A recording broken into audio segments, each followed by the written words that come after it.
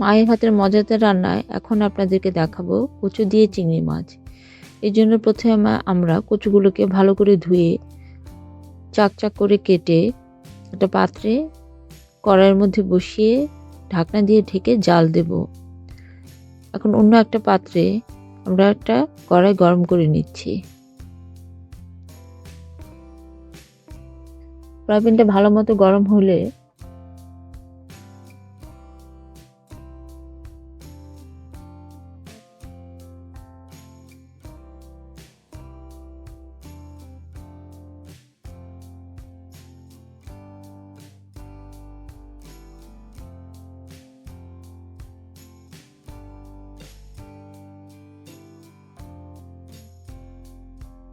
ফ্রাইপ্যানটা ভালো মতো গরম হয়ে গেছে। এর মধ্যে আমরা পরিমাণ মতো সয়াবিন তেল নিয়ে নিব।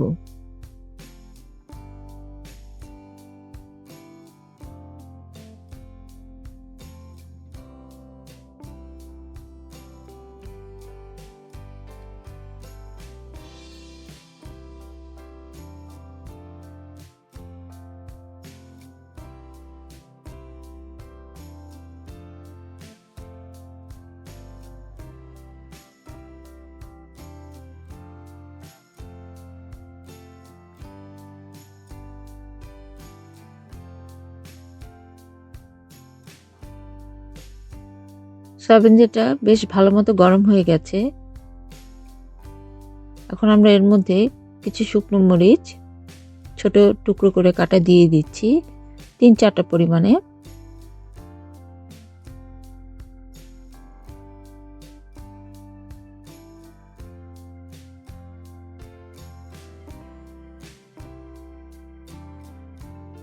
শুকনো মরিচটা বেশ লাল করে ভাজা হয়ে গেলে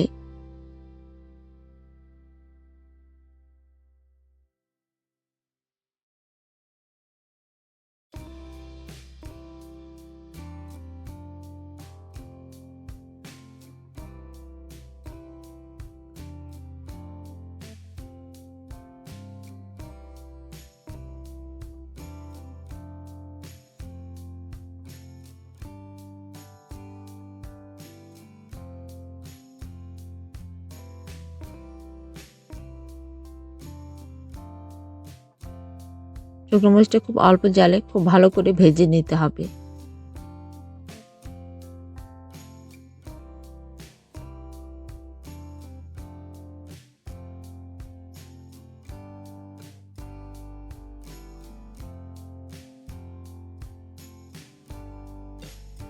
এখন এর মধ্যে দিয়ে দিচ্ছি 1 চামচ পরিমাণে কালো জিরা। আপনারা দেখতে পাচ্ছেন শুকনো মরিচটা খুব সুন্দর করে ভাজা হয়ে গেছে, কিন্তু পুড়ে যায়নি।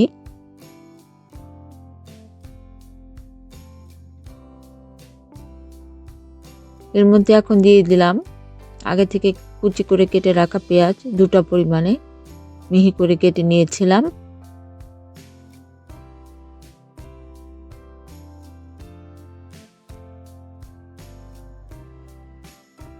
একটা রসুন কুচি করে কেটে নিতে হবে। এটাও তেলের মধ্যে, গরম পেঁয়াজের সাথে তেলের মধ্যে আমরা একসাথে ভেজে নিব।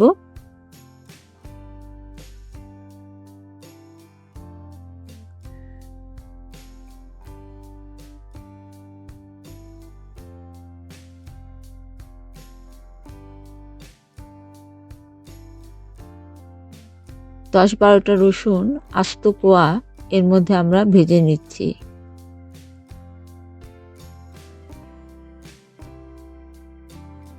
আপনারা দেখতে পাচ্ছেন কুচি করে কাটা রসুন আর কিছু পেঁয়াজ এক পাশ করে ভেজে নেওয়া হচ্ছে, আরেক পাশে পেঁয়াজ কুচি এবং আস্ত রসুনের টুকরোগুলোকেও ভেজে নেওয়া হচ্ছে, কিন্তু আলাদাভাবে যেন একটা আরেকটার সাথে মিশে না যায়।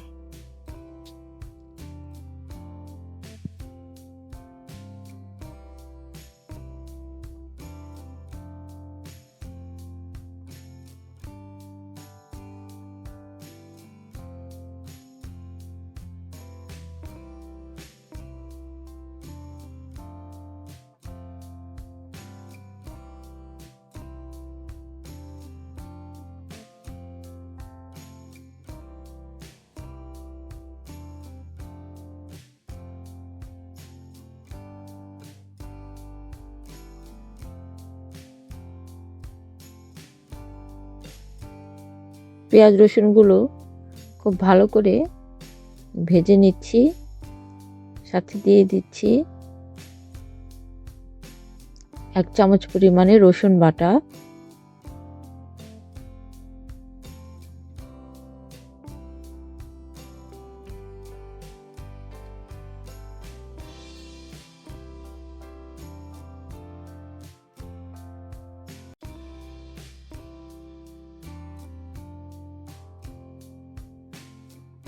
অন্য একটা কড়াইতে আপনারা দেখেছেন ফ্রাই প্যানে আমরা কচুগুলোকে সেদ্ধ করে নিচ্ছিলাম। এখন সেই কচু সেদ্ধটাকে আমরা ভালো করে ব্লেন্ডারে পেস্ট করে নিয়েছি সিদ্ধ করার পর। এখন আমরা এই পেঁয়াজ রসুন দিয়ে যে তেলটাকে বাগার দিয়ে নিচ্ছিলাম এর মধ্যে ব্লেন্ড করা কচুটা দিয়ে দিলাম। এখন বেশ ভালো করে পেঁয়াজ রসুন এবং কচুটাকে তেলের মধ্যে ভেজে নিচ্ছি।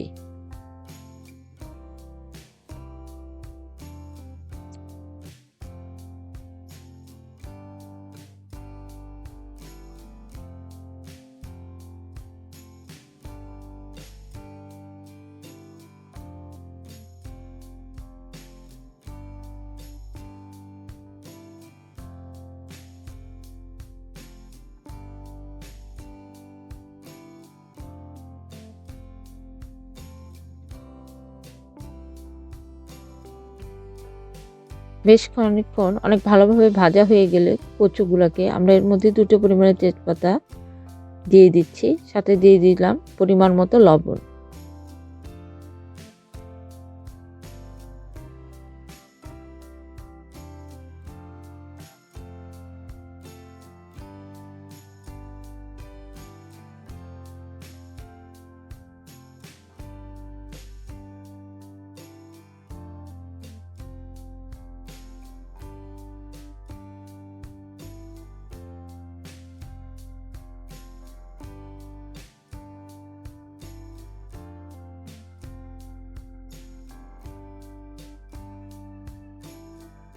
কচুগুলোকে খুব ভালো করে কষিয়ে নিতে হবে পেঁয়াজ রসুন কালো জিরা এবং তেলের মধ্যে।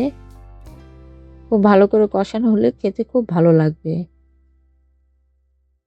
কচুটা যত ভালো কষানো হবে তেলের মধ্যে তত এর স্বাদ এবং পুষ্টিগুণও বেড়ে যাবে।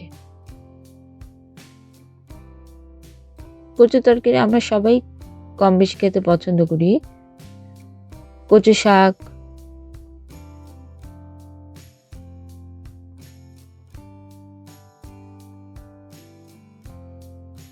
বেশ ভালো করে আমরা কচুটাকে তেলের মধ্যে কষিয়ে নিচ্ছি। কিছুক্ষণ পর পরই একটু একটু করে নেড়ে নিতে হবে।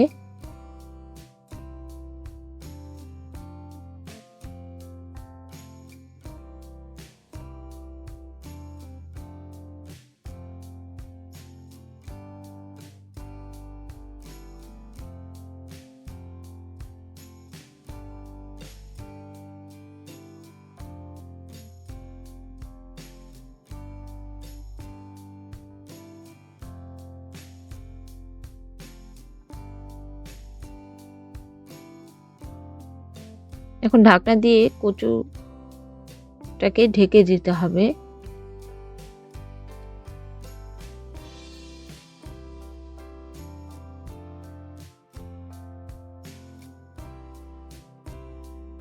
আপনারা দেখতে পেলেন কচুটা ছিটে ঢাকনার সাথে লেগে যাচ্ছে, অনেকটা পরিমাণে পানি এর মধ্যে টেনেও গেছে।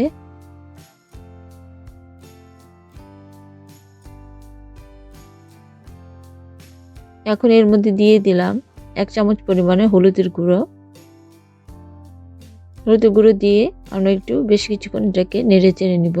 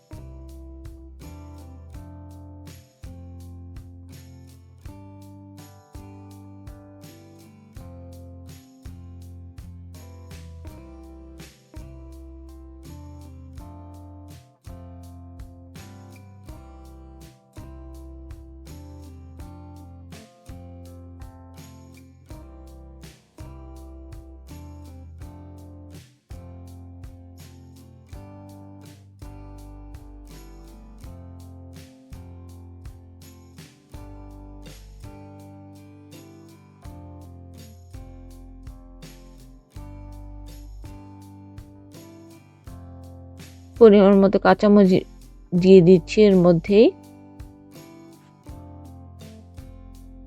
কচু তরকারিতে একটু ঝাল হলে তরকারি খেতে ভালো হয়। আপনারা চেষ্টা করবেন ঝালটা একটু বাড়িয়ে দিতে।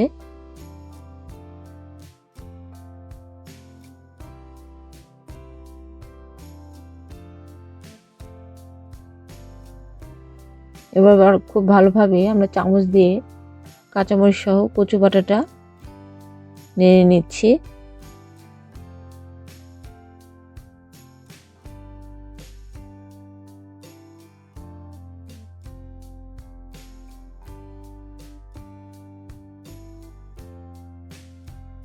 কচু তরকারি করতে একটু সময় লাগে, আপনারা যদি ধৈর্য নিয়ে একটু কচু তরকারি করে খান তাহলে আশা করছি সবারই খেতে ভালো লাগবে।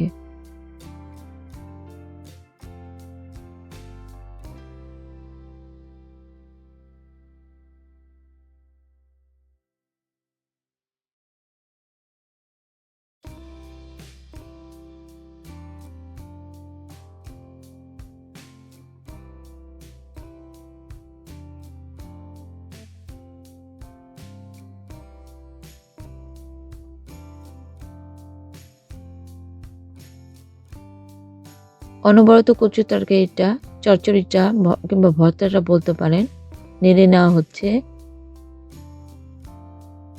যাতে এটা কোনোভাবে লেগে না যায়।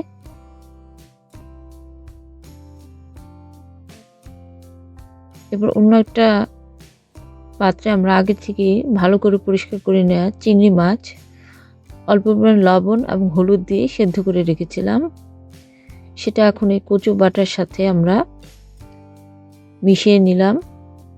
এখন আবার খুব ভালো করে নেড়ে নিচ্ছি। কচুর বাটা অথবা কচু পেস্ট এটা করতে গেলে আপনাদের অনেক ধৈর্য নিয়ে অনেক সময় ধরে অল্প অল্প করে নেড়ে নেড়ে করতে হবে।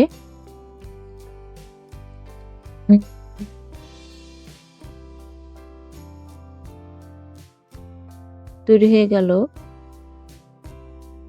কচু দিয়ে চিংড়ি মাছের চচ্চড়ি।